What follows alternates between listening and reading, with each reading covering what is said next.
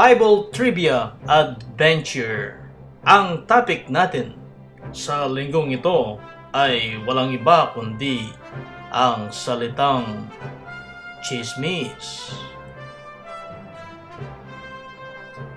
Alam ba ninyo ang unang chismis ay naganap sa langit ayon sa Biblia?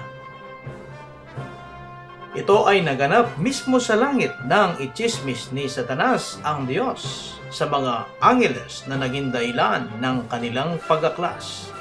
Ikatlong bahagi nito ay nakumbinsing magrebelde laban sa kanya at lahat sila kasama si Satanas ay pinalayas sa langit. Ano ang unang chismis na naganap sa mundo ayon sa Biblia?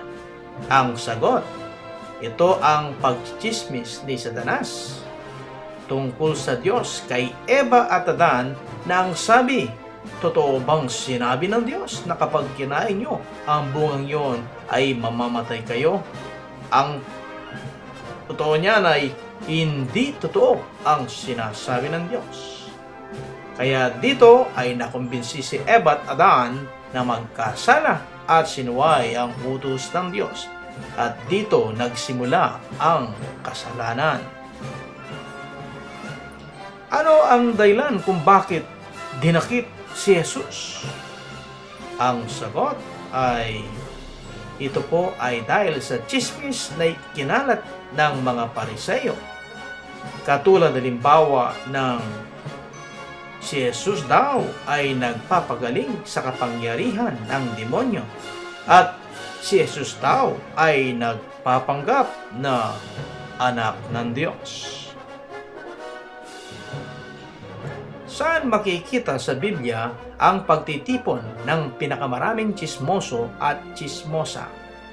Ang sagot ay doon po sa korte ni Poncio Pilato na kung saan ang mga tao ay sumisigaw ng malakas na ipako sa krus, ipako sa krus, palayain si Barabas at ipako sa krus si Jesus.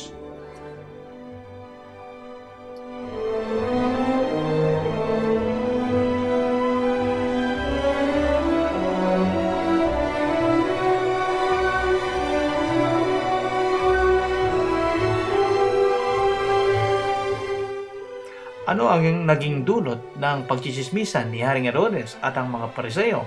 Ang sagot, ang kamatayan ng libu-libong mga bata 2 taon pababa.